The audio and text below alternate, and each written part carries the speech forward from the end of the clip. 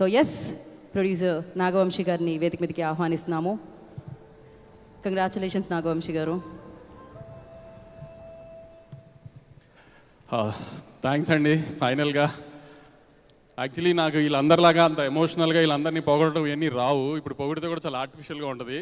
మా పని నెంబర్లు చెప్పడం కాబట్టి నేను దాని మీద ఎక్కువ కాన్సన్ట్రేట్ చేసి చెప్తాను మీకు. శివాజీ గారు చెప్పినట్టు నిన్న మార్నింగ్ 4 o'clock నుంచి మొదలైందండి ఈ యుద్ధం. ఇప్పుడు ఆయన చెప్పినట్టు ఇందాక నందు చెప్పినట్టు డైరెక్ట్ నాని, విఎంఆర్, వెంకట్, మురళి అని నాకు బ్యాచ్ ఉన్నారు. పొద్దున్న 4 నుంచి మొదలైంది ఈ యుద్ధం.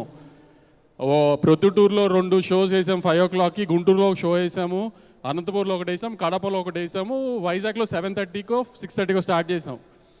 అక్కడి నుంచి అరగంటకి ఇదిగో ఈ సీన్ ఇలా, ఆ సీన్ ఇలా, ఈ కలెక్షన్ ఇలా, ఆ కలెక్షన్ ఇలా అని అక్కడి నుంచి మొదలవుతూ ఇప్పుడు కొత్తగా యూట్యూబ్లో సోషల్ మీడియాలో ఒక ట్రెండ్ ఏంటంటే బుక్ మై షోలో పర్ అవర్ ఎన్ని టికెట్లు దిగితే సినిమా అంత బాగుందన్నమాట అని ఒక ఎసంప్షన్కి రావడం, ఒక సినారియో క్రియేట్ చేశారు జనంలోకి. సో ముందు రోజు సాయంత్రం మేము అనుకున్నంత స్పీడ్గా లేదు booking. Actually 9th evening.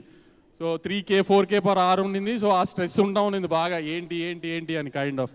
So morning US నుంచి యూఎస్ ఆడియన్స్ కానీ రాయలసీమ ఆడియన్స్ కానీ చాలా బాగా రిపోర్ట్ ఇచ్చారు. యాక్చువల్లీ యూఎస్లో ఇంత మాస్ సినిమా ఫస్ట్ పడుతుంది, ఎలా రియాక్ట్ అవుతారో ఏంటో అనుకున్నాను. కానీ యాక్చువల్లీ నేను ఎక్స్పెక్ట్ చేసిన దానికంటే ఇంకా బెటర్గా రియాక్ట్ అయ్యారు యూఎస్ ఆడియన్స్. దానికి యాక్చువల్లీ వి వెరీ గ్రేట్ఫుల్. ఎందుకంటే అక్కడి నుంచి ఫస్ట్ స్టార్ట్ అయింది సినారియో. దాని తర్వాత రాయలసీమలో అయ్యేటప్పటికి మాత్రం హిట్ స్టేటస్ మాకు అర్థమైపోయింది first.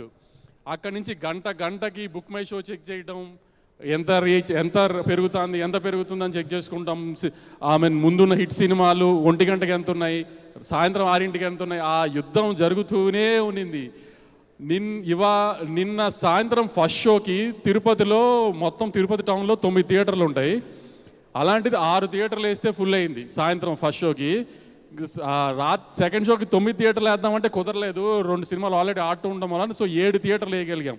So cinema block buster అని ఊరినే పోస్టర్ మీద వేస్తే చాలాసార్లు ఎటకారం చేస్తారు, ఎలాంటి రిపోర్ట్ వచ్చినా బ్లాక్ బస్టర్ వేస్తారని. కానీ నిజంగా బ్లాక్ బస్టర్ అంటే ఏంటో ఈ రెవెన్యూ సైడ్లో మీకు చెప్తాను, థియేటర్ సైడ్ కానీ అని మాకు తెలుస్తుంది. కాబట్టి గత 3-4 monthsగా థియేటర్కి ఆడియన్స్ రావట్లేదు అని బాధపడే రోజుల నుంచి నిన్నటి నుంచి అందరి డిస్ట్రిబ్యూటర్స్ని స్క్రీన్స్ యాడ్ చేయమని గొడవ చేసే పొజిషన్కి వచ్చాను నేను ఇవాళ.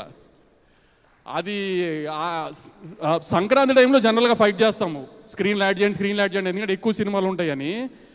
ఇప్పుడు సోలో రిలీజ్ వచ్చినా కూడా స్క్రీన్స్ యాడ్ చేయమని అడిగే పొజిషన్కి వచ్చాను నేను. నేనేదో సరదాగా స్క్రీన్స్ యాడ్ చేస్తున్నామని ఊనే పోస్టర్లు వేయడానికి చెప్పను, మీకు తెలుసు కదా బాగా.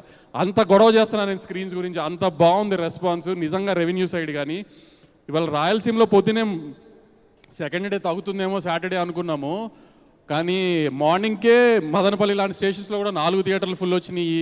గుంటూరు లాంటి స్టేషన్ మామూలుగా మా గుంటూరు డిస్ట్రిబ్యూటర్గా నోరు తెరిచి ఏం మాట్లాడు, ఎప్పుడు 7 మోహన్ తిరుగుతూ ఉంటాడు వాడు నాకు మార్నింగ్ షోస్ అన్ని ఫుల్స్ వచ్చినాయి అని వాడు చెప్పడము. కానీ సో ఇట్లా ఏంటంటే మామూలుగా డిస్ట్రిబ్యూటర్లు అందరూ ఫోన్ చేసి చాలా హ్యాపీగా ఉండి బ్రహ్మాజీ గారు చెప్పినట్టు వాళ్ళకి ఎలా ఆర్టిస్ట్గా బాగా పర్ఫామ్ చేశారని చెప్తారో అలా మాకు డిస్ట్రిబ్యూటర్లు చెప్తారు, ఈ ఫుల్ అయింది, అది ఫుల్ అయింది, ఇక్కడ యాడ్ చేసాం, అక్కడ యాడ్ చేసామని. అట్లా ఫోన్లు చేస్తూనే ఉన్నారు మాకు నిన్నటి నుంచి అంతా. ఆఖరికి నిన్న Nizam gross morning show matinee first show కలిపి ఎంత ఉందో 3 షోలు కలిపిన గ్రాస్ ఒక సెకండ్ షోకి ఉంది. ఆ విషయం నాకు 12:40కి తెలిసింది. 12:40కి ఇంకా నాగార్జున గారికి ఫోన్ చేయలేదని కూడా ఆలోచించుకుంటూ ఆయనకి నేను మెసేజ్ చేశాను, సార్ లేచే ఉన్నారా అని. ఇంకా ఆయన లేచలేరు పాపం. అప్పుడు అఖిల్కి ఫోన్ చేసి చెప్పా, ఒక సెకండ్ షో గ్రాస్ 3 షోలు గ్రాస్ అంత ఉంది సార్ అని. అంత రీచ్ వచ్చేసింది సెకండ్ షోకి వచ్చేటప్పుడు ఈ సినిమాకి. ఒక ఎల్వీఆర్ అని ఒక డిస్ట్రిబ్యూటర్ ఉంటాడు, అతని దగ్గర నుంచే ఉత్సాహంగా గొంతులో రాలేదు నాకు. అతనికి RRR ఇచ్చినా బాహుబలి ఇచ్చినా అతని గొంతులోంచి ఏం రాదు కాబట్టి అతను కూడా హ్యాపీగా చెప్తాడు అనుకున్నా. అతను ఒక్కడే చెప్పలేదు నాకు, మిగతా అందరూ చాలా మంచి రెస్పాన్స్ ఇచ్చారు. ఆడియన్స్గా కూడా మీకు చాలా థ్యాంక్స్ అండి. నేను ఎక్స్పెక్ట్ చేసిన దానికంటే పెద్ద టర్న్అవుట్ వచ్చింది నిన్న కానీ ఇవాళ కానీ. ఇందాక శివాజీ గారు చెప్పారు అఖిల్ థ్యాంక్ యూ చెప్పిన విధానం బాగా నచ్చిందని. సార్ దాంట్లో అఖిల్ థ్యాంక్ యూ చెప్పడం కంటే అఖినేని నాగార్జున గారు కంట్లో నీళ్ళు పెట్టుకున్నారు, కొడుకుకి అంత పెద్ద హిట్ వచ్చిందని. ఇంతకంటే ఒక సినిమా పెద్ద హిట్ అయిందని వ్యాలిడేషన్ మీకు అక్కర్లేదండి.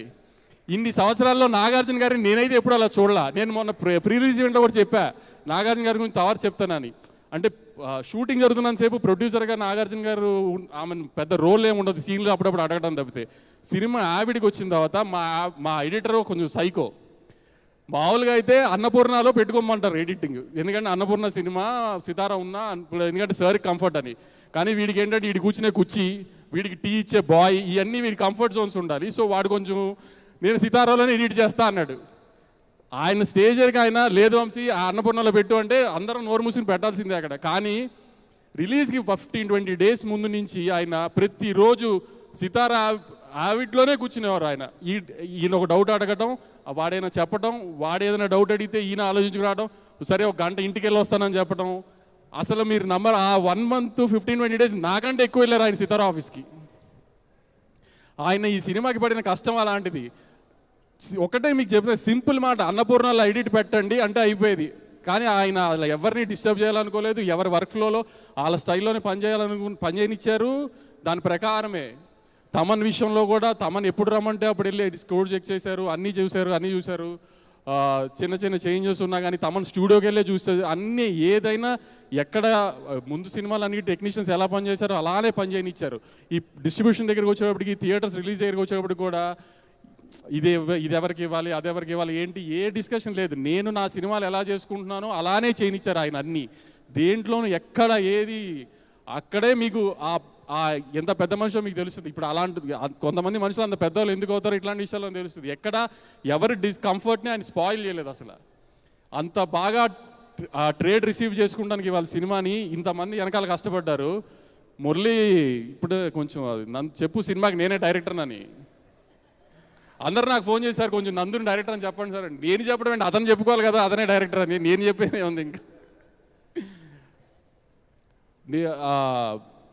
ఇన్స్టాగ్రామ్ ఓపెన్ చేస్తే సార్ అఖిల్ హిట్ కొట్టేశాడు. ఆమె 2-3 రోజులు నిద్ర పట్టదు, ఎలాగో రిలీజ్ 2 రోజులు నిద్ర పట్టదు. నిన్నేమో కొంచెం కలెక్షన్ వింటుంటే నిద్ర పట్టదు.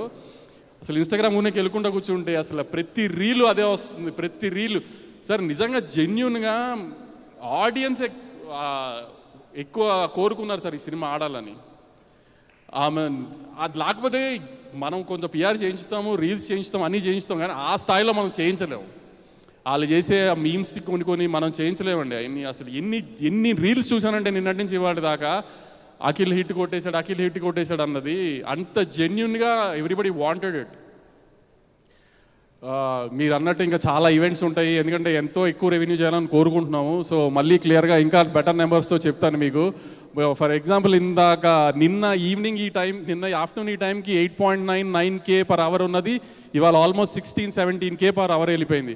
ఆల్మోస్ట్ అన్ని సిటీస్లో ఫస్ట్ షో సెకండ్ షోస్కి కెపాసిటీ ఇష్యూస్ వచ్చేంత రేంజ్కి జనం చూస్తున్నారు సినిమా. చాలా థ్యాంక్స్ అండి. మళ్ళీ you guys are turning out and coming to the theatres and watching the film. Thank you very much. Thank you Naga Vamsi garu, thank you so much. And yes, Naga Vamsi గారి ప్రేమ కూడా కొట్టినట్టే ఉంటుంది.